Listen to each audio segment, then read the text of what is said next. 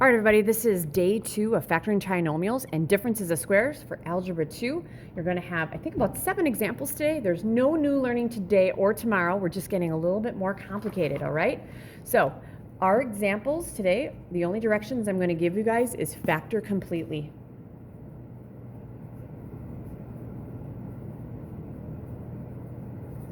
Okay, so we're going to factor these completely. Here's my first one. We're going to take x squared minus 6x minus 7. The second one, we're going to take 3x squared minus 13x minus 10. My third one's going to be x cubed minus 11x squared plus 28x. And my fourth one is going to be 3x squared plus 30x plus 75. There you go. All right. So those are my examples, the first 4, and I got 3 more after this, okay? So factoring it completely. Factoring completely means that you need to take a GCF out if you can, and then keep factoring the way that you learned with trinomials and differences of squares. So, number 1, can I factor a GCF out of any of these 3? No. So here we go. X squared is x and x. 7, 7, and 1. The outside and inside needs to be negative 6x. Okay, on the outside I have a 7x when I multiply it. Inside's a 1x. 7 and 1, to get negative 6, it should be a negative 7, which makes sense because this is a negative 7, which means we're going to have different signs. All right? And since I have different signs here, negative 7 plus 1. And you guys can check these.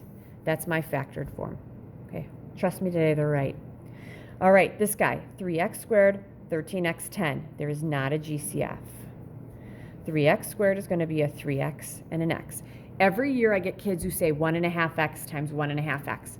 1.5, you guys, is like 2.25. 1.5 times 1.5 is 2.25. 3 times 1 gives me 3. All right, for the 10, I need to have probably a 2 and a 5. Let's go 2 and 5. Again, same or different signs? Different signs. All right. Okay, my outside and inside combination needs to be a negative 13x. All right, on the outside, 3x times 2 is a 6x. 5 times an x is a 5x. Can a 6x and a 5x be negative 13? No. So what could I do? Well, I guess I could switch these around. Because let's see here. If I switch them around and I make this guy 5 and this one 2, 3x times 5, that's the outside. Now that's 15x. So that's different than 6x. So I'm going to get rid of this. 2 times x is a 2x. Can a 15x and a 2x be a negative 13 with different signs? Yep, negative 15. So where does the negative go? In front of the 5, because 3 times negative 5 is negative 15. Add the 2. There it is. All right. Number 3, x cubed minus 11x squared plus 28x. Is there a GCF here? You bet there is. Don't all of these have at least one x in common? All right. So x times something is x cubed, that'd be an x squared. X times something is a negative 11x squared, that's a negative 11x. X times something is 28, that's going to give me 28. And that should be plus 28. All right. Now, I'm going to try to factor this again using the methods I used up here. So the x here, this is just going to hang out. Let's see if I can factor this. X squared is x and x. And some of you might know what it is. 28. All right, that's probably going to be 7 and 4. And since this is a plus, doesn't that mean that's the same sign? Okay, because 28 would be positive 4 times positive 7 or negative and negative. So our outside and inside combination has to be a negative 11x. On the outside, I have a 7x. And on the inside, when I multiply it, I have a 4x. Can I make a 7 and a 4 into a negative 11 with the same sign? Yep, both negative. And factored form, I need to drop this x because all 3 of these, you guys, multiply to give me that. Okay? So I'll show you. Right here, x times x is an x squared minus 4x. You guys good with that?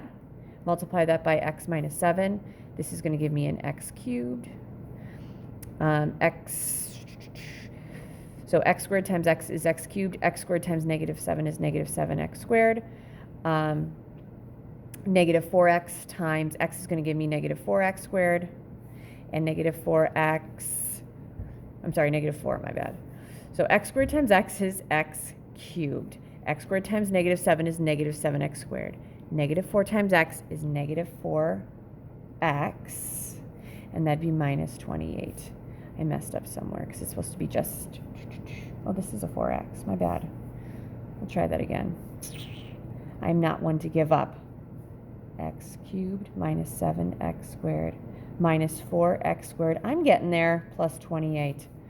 X squared times x is x cubed. X squared times negative 7, negative 7x squared. You need the x here because this was distributed here. Negative 4 times x is negative 4x squared. Negative 4x times negative 7 is going to give me positive 28x. Combine those together, you get that. That checks. Ooh. Sorry, this is like my third video in a row and I'm tired.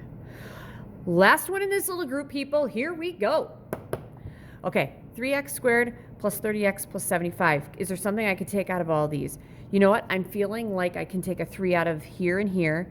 Okay, 75. Without getting a calculator out, I know that there is something that goes into 75 3 times, because the trick for dividing by 3 is if you would add the digits together, like 7 and 5, that's 12. Since 12 is divisible by 3, hey, guess what? 75 is 2. There's a little trick for you. So GCF has 1, 3. What's left on the inside? X squared plus 10x plus 25. If you need to take a moment, distribute that through, it works. Now, 3 is going to hang out. X squared is going to give me an x and an x. 25 is probably going to be 5 and 5. Your outside and inside combination has to give me a 10x. On the outside, I have a 5x. On the inside, I have a 5x. If I add those together, I get 10, which makes sense because this is positive. I'm good with that. Or 3 times the quantity x plus 5 squared. Boom. All right. I believe I am down to my last 3. So we had 4, 5. Here it is. 24x squared plus 22x minus 10. 6 is going to be 81 minus y to the 4th. And 7 is going to be y to the 8th minus 1. All right. Here we go, guys. First one, GCF. Okay. Is there greatest common factor up here? You betcha. These are all even. What I multiply 2 by to get 24x squared, that's going to give me a 12x squared. What I multiply 2 by to give me 22x, that's 11x. And that'd be what, minus 5? All right. Let's see if I'm going to get anything here. Okay, I'm going to let this 2 just hang out. Let's take this guy. I would say for 12x squared, the most common choices are 3x and 4x. But I love this 5 because that's only going to be a 5 and a 1. See, these guys could flip spaces, but you have to use a 5 and 1. That 12 is a doozy. Your outside and inside combination has to be an 11x, because that's what we're factoring. We would not go back to the original guy. Sign's going to be different because it's a negative 5. Outside, 3x times, that's 15x. That's a 4x. Can I make a 15 and a 4 into an 11 with different signs? You betcha, minus 4. How do you get a negative 4? That'd be negative 1 plus 4. And then on the outside, I'd have plus. I'd have my plus there because I want 15 to be positive because I want that to be a positive 11 in there. All right. Outside, this is going to be 2. I need all of these. And you can multiply those out if you want to check it. It's totally not necessary. Plus, Delta Math will tell you if you're right away or not. All right. So 6 and 7, I'm seeing only have 2 parts. So I'm thinking to myself, these are definitely not trinomials. Okay. So are the differences of squares? 81 is 1. Is y to the 4th? Yep. Okay. So here we go. Difference of squares. This was the shortcut, right? 81 is 9 times 9. Y to the 4th is y squared times y squared.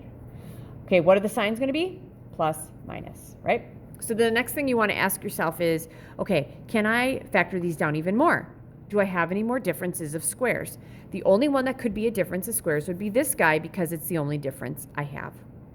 So I think to myself, is 9 a perfect square? Yep. Is y squared? Yep. So here we go. We can break that down. 9 is 3 and 3. Y squared is y and y. And then plus minus, right? But then I also need the 9 plus y squared because all 3 factors give me that. And if you want to, you can go ahead and multiply that through. Okay, last but not least, y to the 8th minus 1. All right, GCF? Nope. Here we go. Y to the 8th, is that a perfect square? Yep. How about 1?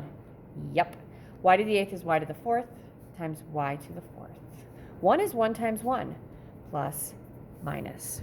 All right, this is the only difference I have. Is it a difference of squares? You betcha it is. Y to the 4th is y squared and y squared. 1 is 1 and 1. Plus, minus, drop this guy, because all 3 multiply to give me the original one. Am I done? No. Why? Because this guy here is a difference of squares. Y squared is y, and y, 1 is 1 and 1. Difference of squares plus and then minus. Still need these 2.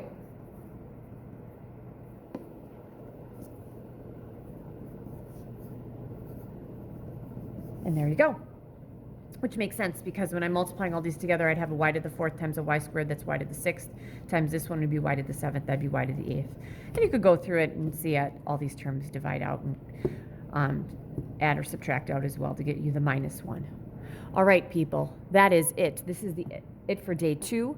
This was a little shorter than the last one because most of this we went over already. These are going to be a little more difficult than yesterday's problems. Good luck, and if you have any questions, pop into a Google Meet.